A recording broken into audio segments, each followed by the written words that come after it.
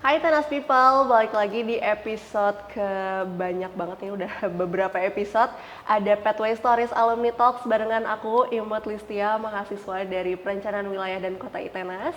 Dan di episode kali ini kita bareng sama seseorang yang kayaknya udah nggak asing lagi karena udah sempet diposting di Instagram ITENAS Official. Jadi kalau teman-teman kepo harus banyak-banyak nyebur ke Instagramnya ITENAS Official karena banyak banget profil-profil alumni yang keren-keren. Dan sekarang kita mau kupas tuntas lebih dalam lagi sama alumni yang cantik.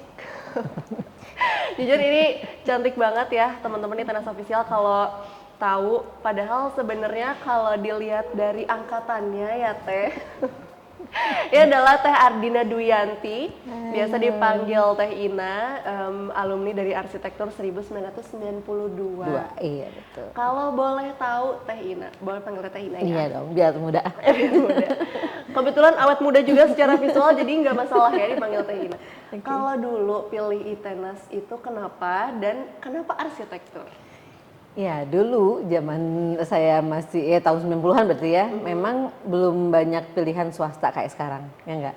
Nah dulu kalau boleh jujur nih, ceritanya pengennya masuk ITB, tapi seni rupa, bukan arsitek. Tapi kan pada saat itu kan kalau nggak salah seni rupa itu tesnya benar-benar harus menggambar, tidak boleh ini. Dan ITENAS juga sama kalau nggak salah, arsitek juga masuknya harus menggambar. Nah akhirnya karena nggak keterima, saya masuk ke apa disebutnya batch ketiga. Jadi sesi pertamanya udah, sesi kedua udah, nah sesi ketiganya baru daftar karena udah nggak keterima dari seni rupa. Akhirnya masuklah sih. Cuma dulu tuh kalau nggak salah desainnya tuh belum banyak pilihan di sini, nggak kayak sekarang ya. Jadi kita akhirnya saya memutuskan untuk masuk, ya udah deh arsitek aja gitu. Teh Ina sendiri memang lebih suka untuk menggambar bangunan dan struktur gitu kah? Makanya pilih arsitek atau gimana? Ya, basicnya memang senang menggambar ya. Nggak kepikir juga jadi arsitek kan, dulu pengennya tuh emang desain gitu ya, cuma nggak kepikir desain apa. Nah karena nggak banyak pilihan, pilih arsitek dan ternyata emang suka gitu, sedemikian sesuka itu sama ngedesain bangunan. Dan pada akhirnya itu tuh kayak ini ya, kayak afirmasi masa lalu. Jadi dulu tuh tugas akhirnya adalah bikin gedung fashion show. Dan sekarang tuh nggak kepikir, maksudnya bisa punya brand fashion tuh nggak kepikir, tapi kayak itu kayak doa dulu kayaknya ya, jadi kenyataannya baru sekarang gitu. Menarik. Tapi ngomongin fashion ya, karena tadi bridging-nya udah pas banget, tiba-tiba dari arsitek ke fashion. Kira-kira kenapa Teh mutusin buat kayaknya nggak di arsitek deh bidang kerjanya gitu, tapi berani untuk buka fashion, bisnis fashion. Nah ini ya ada satu pelajaran yang mungkin bisa di-share nih sama teman-teman semua alumni ITENAS, bahwa memang kadang-kadang mimpi kita itu tidak selalu tercapai di saat yang tepat mungkin ya gitu. Jadi ada waktunya. Jadi dulu pertama kali lulus betul langsung jadi arsitek, kerja di konsultan dan kontraktor dan segala macam, udah sesuai passion lah ya gitu, memang udah tercapai kesannya gitu. Tapi pada saat ya mungkin kayak saya perempuan, terus akhirnya menikah, punya anak dan segala macam, akhirnya pada saat lahir anak kedua udah nggak sanggup untuk kerja sambil ngasuh anak kedua gitu. Jadi akhirnya saya off dulu sebentar buat fokus ke anak-anak, sampai akhirnya anak ketiga lahir. Udah susah kan ya ngelamar kerja. Udah umur 30-an gitu. Jadi ya udah bikin usaha sendiri. Nah, kebetulan rumah itu deket dengan sentra kain Cigondewa gitu. Serius? Dimana? Iya, di Cijerah. Kita enggak juga. Itu akhirnya gini ya, Bandung mah kecil ya. Gitu. Nah, akhirnya dibikinlah waktu itu udah deh sambil ngasuh anak di rumah bikin konveksi gitu ya, bikin konveksi karena tadi dekat ini.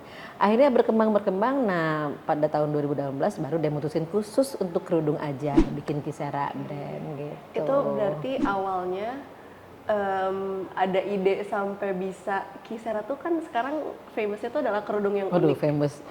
Famous banget dong.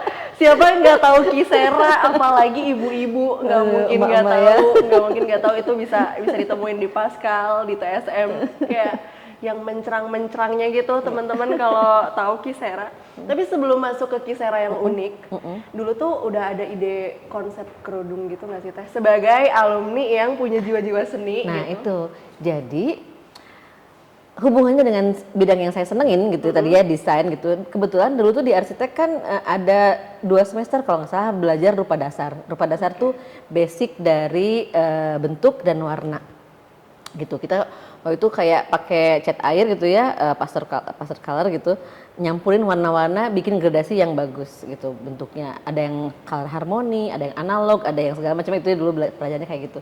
Nah itu tuh basicnya teh. Jadi pertama kali bikin kayaknya saya tuh nggak begitu berbakat ngedesain baju ya. Kebetulan nih anak saya 3 cewek semua. Itu awal terciptanya Kisera. Karena itu anak-anak semua, Kintan, Selma, Rara gitu kan ya. Kintan, Selma, Rara. Jadi Kisera gitu ya. Gampang banget. Kalau anak yang 4 kayaknya nggak akan mungkin jadi Kisera namanya. Jadi nah di situ dan semua pakai kerudung. Nah, saya pakai kerudung dan udah deh bikin kerudung aja. Kebetulan saya punya mesin printnya waktu itu karena udah bikin konveksi kaos kan gitu. Nah, basicnya di situ tuh kepake tuh ilmu arsitek karena apa? Belajar warna. Iya. Nah, pada saat launching Kisera itu di Bandung gitu loh ya, yang anak-anaknya orang-orangnya kreatif banget, ya enggak? Lihat aja nih, Itenas luar biasa ini showcase desain anak-anaknya ya luar biasa. Kreatif banget. Jadi kalau kita launching sesuatu yang biasa aja, yang B aja, nggak akan bunyi dong. Makanya dibikinlah double side printing, dan itu patented ya, sudah dipatenkan di HKI, tidak boleh ditiru oleh brand manapun. Itu sistemnya adalah bolak-balik. Basicnya apa? Itu belajar warna. Gimana caranya warna ini bisa gini, warna sebelahnya bisa gini. Nah itu basicnya dari arsitek dulu gitu. Itu dia, berarti walaupun kita kuliahnya apa tapi bisnisnya apa pasti akan ada selalu passionnya, ada selalu garis benang merahnya gitu. Oh nyambungnya di sini.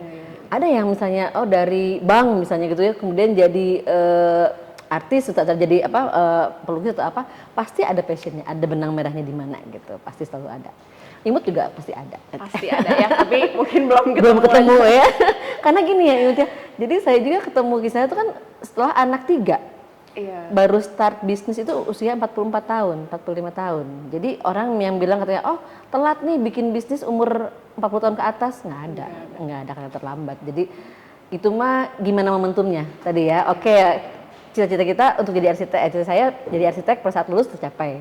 Tapi kan terkubur pada saat tadi ya ada kewajiban anak dan suami dan rumah dan segala macam. Tapi ada buried dream yang saya pengen digali lagi setelah anak-anak pada besar. Anak udah gede kan di rumah sendirian, ya ngapain ya udah bikin something gitu. Jadi jangan pernah ngerasa telat untuk memulai sesuatu, nggak ada. Jadi harus bisa kapan aja ada momentumnya itu kita harus manfaatin buat bisa berkarya gitu. Berarti jangan takut juga buat coba ya Teh ya. Walaupun bukan bidang kita, tapi siapa tahu kita passionate gitu. Karena gitu, kalau namanya passion itu, walaupun itu bukan bidang kita, tapi karena kita punya passionnya, jadi kadang-kadang tadi nggak ngerasa ini susah, nggak ngerasa terbebani, nggak ngerasa capek kadang-kadang, malah kadang-kadang nggak ngerasa lapar, kurang tidur nggak masalah.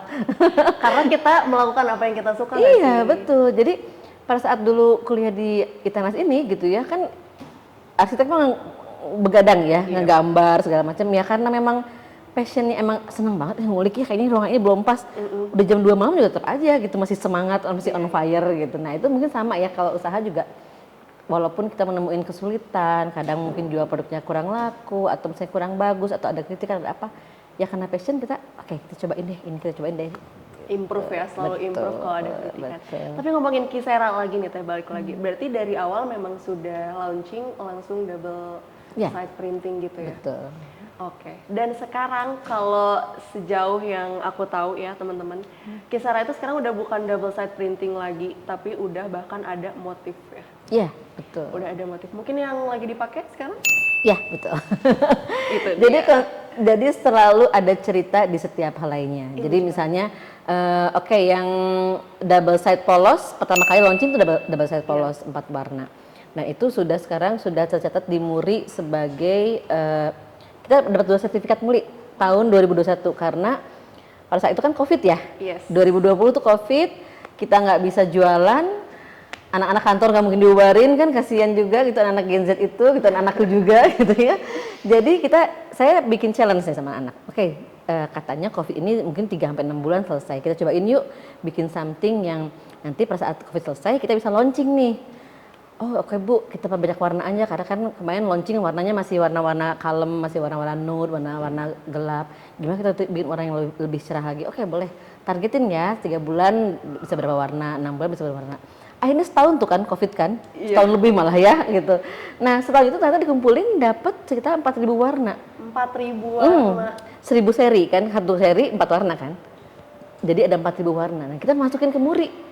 Itu tuh added value. Jadi maksudnya kalau kita bikin produk tuh kan harus ada value-value-nya ya, bisa biar bisa bikin cerita, bikin orang makin seneng gitu kan ya. Nah, itu kita dapat 2 rekor Muri. Pertama adalah kerudung pertama di Indonesia yang bisa menghasilkan 4 warna. Yang kedua adalah produsen kerudung dengan warna terbanyak di Indonesia. Pada saat tahun 2021 itu adalah 4.000 warna. Sekarang udah 4.600. Jadi ya, apapun bajunya, warna kerudungnya ada di Kisera, insya Allah. Itu dia. Tapi walaupun kayak kita selama ini cuman tahu warna dasar merah, kuning, biru, ya. Dijadiin 4.600 teman-teman, bayangin aja. Kayak di mata laki-laki yang kadang susah bedain beberapa kode warna yang mepet-mepet. Karena cewek tuh gitu ya. Ini anak saya pengalaman sendiri gitu. Kalau misalnya beli baju, misalnya, mah ini kerudungnya ini. Yang ini aja, kurang matching, kurang masuk, kurang tua dikit, kurang murah dikit. Nah itu inspirasinya. Jadi sebenarnya katanya bisnis itu adalah problem solving. Betul. Kan, ya bagaimana bisnis itu bisa menyelesaikan satu masalah. Kebetulan masalah saya adalah di anak-anak perempuan saya. Jadi dibuatlah Kisera gitu. Dan ini juga problem solving buat orang-orang yang pengen punya banyak warna kerudung, tapi nggak mau beli banyak-banyak. Betul. Jadi cuma beli satu kali bisa double depan belakang kanan kiri ya.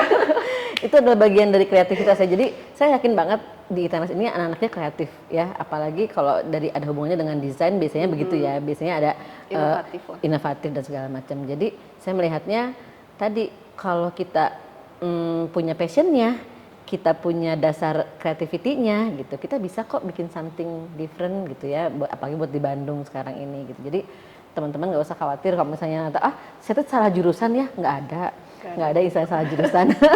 Hanya belum nemu aja path-nya kemana gitu ya. Benar-benar. Tapi Teh kalau kita balik lagi ke masalah bisnis ya, karena kan Teh Ina sendiri basicnya bukan di bisnis kan, jauh dari bisnis, bahkan jadi anak teknik gitu kan. Zaman dulu arsitek tuh masih ST ya, atau iya ST, masih ST.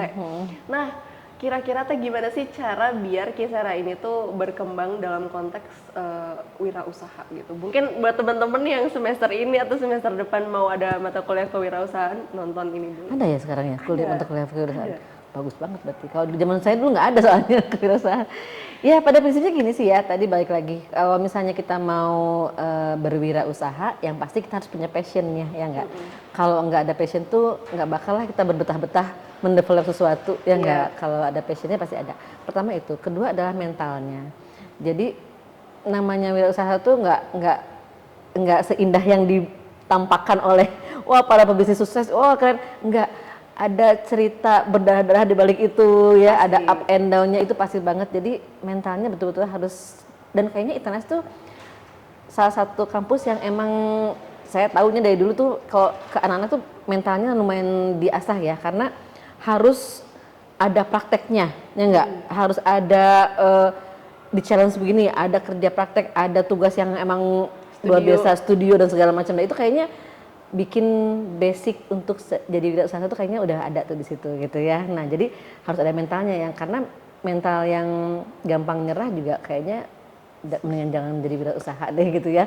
Karena beda ya, kalau wirausaha itu tadi harus diuji sama kesulitan, diuji sama challenge, diuji sama situasi. Kadang-kadang juga namanya Bandung, kalau ngomong bikin usaha apa kayaknya udah ada semua di Bandung deh kayaknya ya, bener nggak sih? Semua produk kayaknya ada di Bandung. Jadi pada prinsipnya wirausaha itu ya tadi harus punya passion ya, harus punya mental yang baik. Dan tadi kalau menurut saya ya, orang kalau pikir oh kalau usaha tuh harus punya modal uang, nggak selalu uang gitu.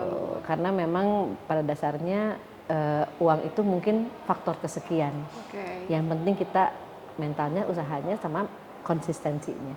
Kadang-kadang yang ini bikin ini ya, nggak laku, belum selesai, bikin ini ya, nggak laku, bikin ini ya, nggak konsisten gitu ya. Sebenarnya kalau ngomong satu produk pasti punya marketnya, cuma kita belum nemu tadi kan gitu, belum pas nih marketnya. Kayak dulu pertama kali Kisera buka di mall yang bukan Pascal sama TSM, saya nggak bisa nyebutin namanya ya.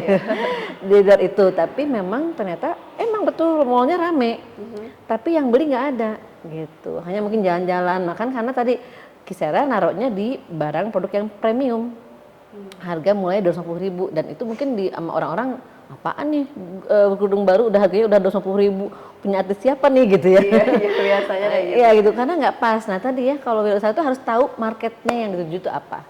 Mau apapun bentuk produknya harus tahu dulu nih kita marketnya buat siapa gitu. Middle up atau middle down atau apa. Nah kita harus pas di situ gitu. Jangan sampai kita punya premium tapi dipasarkan di tempat yang pasarnya nggak di situ. Juga kita punya barang murah tapi ditawarin ke orang-orang yang middle up ya nggak cocok juga gitu ya. Jadi harus mengenal barangnya sendiri. Market gitu. research ya. Betul. Nah Teh, tapi ada satu hal yang unik menurut aku dari Kisera selain dari barangnya sendiri. Kisera itu punya salah satu cara gimana biar orang-orang tuh selalu beli. Itu adalah dengan cara punya reseller loyal. Betul. Penghargaan reseller loyal ya. Jadi kayak kalau teman-teman jadi reseller dari Kisera, itu pasti akan ada Di review, penghargaan-penghargaannya per 6 gitu. bulan. Nah itu tuh kepikirannya pas awal tuh gimana sih Teh? Sampai akhirnya emang ternyata resellernya bener-bener loyal banget. Iya, Yang punya pembelinya tuh bener-bener banyak, terus bener-bener yang ya udah gue akan pakai selalu Kisera gitu. Iya. Jadi awalnya gini ya, saya percaya banget marketing yang kuat sekarang ini adalah word of mouth ya gitu. Jadi kalau kita mah sekarang apa trusted gitu ya, maksudnya dia dari orang-orang. Kalau di istilah brand tuh ada namanya brand affiliate, brand advocate sama brand evangelist gitu. Jadi brand advocate itu buat orang-orang yang bukan pemakai, tapi dia tahu value-nya dan dia mau menyebarkan. Seperti bapak-bapak misalnya. Bapak itu bukan memakai kerudung. Tapi karena dia bermain logik gitu ya. Dia bilang, ini satu kerudung bisa bolak-balik 4 warna, hemat ya, praktis ya. Mah, beli gitu. Nah, itu terus dia sampai ngembain, isinya beli satu aja deh. Jangan satu, mumpung di Bandung, ayo beli 3. Tapi ini mahal Pak, nggak apa-apa mumpung di sini. Nah, itu brand advocate. Jadi dia nggak make, tapi dia akan merekomendasikan produknya ke orang yang pakai di sekitarnya.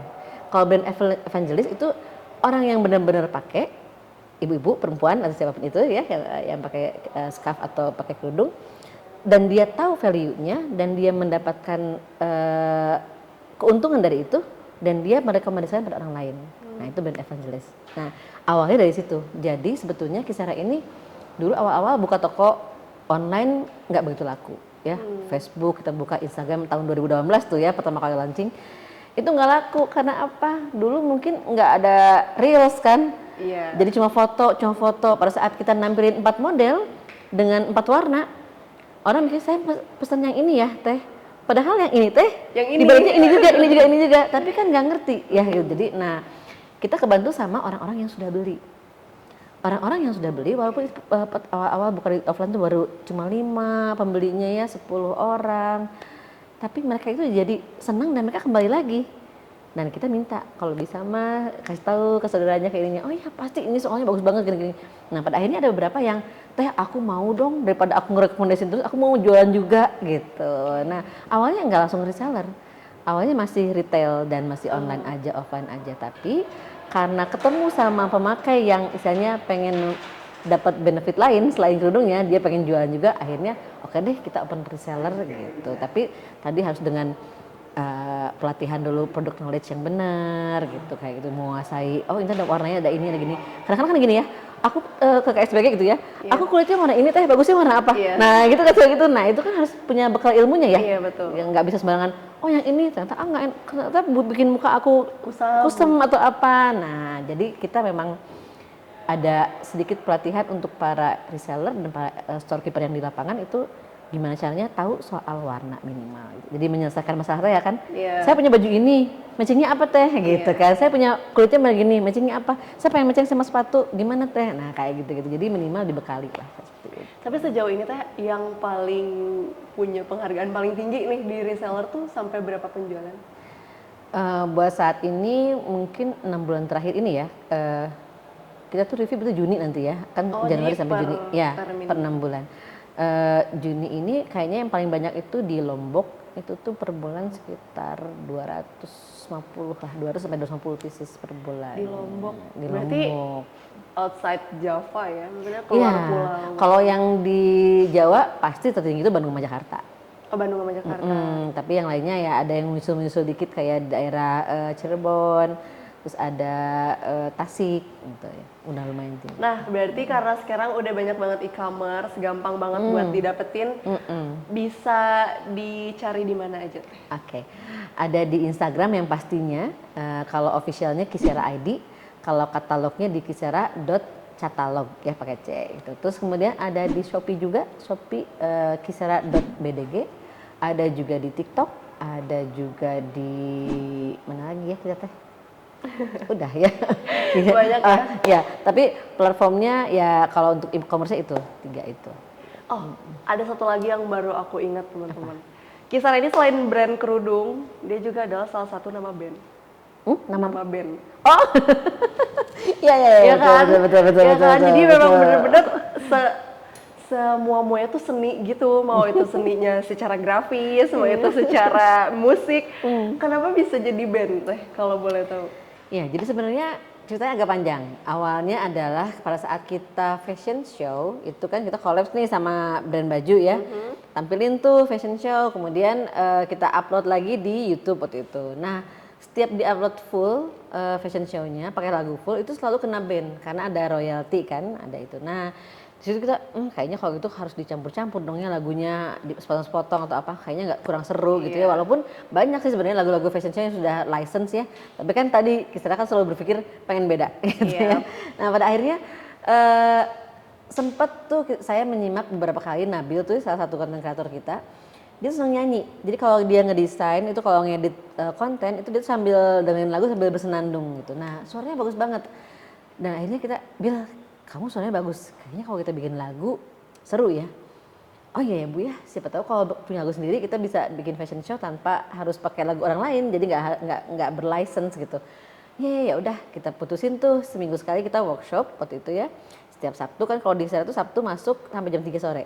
Nah, after work jam 3 sore tuh tim desain ngumpul untuk kita bikin lagu. Ada yang nyumbang liriknya, ada yang nyumbang melodinya gini nih, genrenya kita gini nih gitu ya. Ada lagunya, aransemennya segala macam. Akhirnya kita kumpul dan itu memancing kreativitas dari yang lain.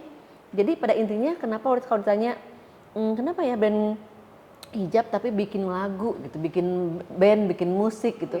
Karena sebenarnya bukan soal musiknya. Kita nggak ngorbitin penyanyi, kita nggak bikin album ya, tapi adalah basicnya adalah kreativitasnya gitu. Jadi memancing orang lebih kreatif dan pada akhirnya pada saat sesuai dengan passionnya itu tuh kayak jadi vibes bagus untuk kerja gitu, ya nggak? Kalau kita udah ngelakuin sesuatu yang menyenangkan, kerja juga enak. Nah, jadi pancingan untuk menjadi lebih kreatif itu dengan tadi bikin Kisera Music Indonesia. Jadi kalau yang belum subscribe nih boleh ya ke YouTube, namanya Kisera Music Indonesia, musiknya pakai C. Lengkap. Berarti doktrin ya. Doktrin biar orang semangat kerja itu dengan cara bikin vibes baru yang bikin mereka senang. Betul. Karena ada yang jagoan bikin puisi nih, dia bikin liriknya. Ada yang senang bersenandung, nada gini lucu kayaknya dibikin ini, itu bikin nadanya. Ada yang nyanyiinnya Nabil, ada yang bikin, aku mah bagian ngedit aja video klipnya, boleh. Pokoknya apapun itu kalian terlibat dengan senang hati gitu. Oke Teh, berarti tadi udah berhasil bikin brand fashion, udah berhasil bikin grup musik juga yang memang bisa dinikmati sama semua orang ya. Kalau musik kan tadi international language. Ya. Bener-bener semua bahasa universal ya. Universal language. Jadi kalau orang nggak cari kerudungnya bisa cari musiknya. Betul, kan tadi ya bapak-bapak yang belanja ke toko tuh biasanya ngantuk tuh nungguin istrinya milih-milih kerudung saking banyaknya. Nah minimal pas nyantai gitu dia dengerin musik, oh ini musik apa nih, lucu juga ya gitu, kayak gitu. Dan sekarang udah semua ada, di Apple Music ada, di Spotify, di WhatsApp Story, di Instagram Story, semua tinggal nyari Nabila Kisera, itu ada sekitar 80 lagu udah. Wow, banyak banget. Itu nggak dibikinin album?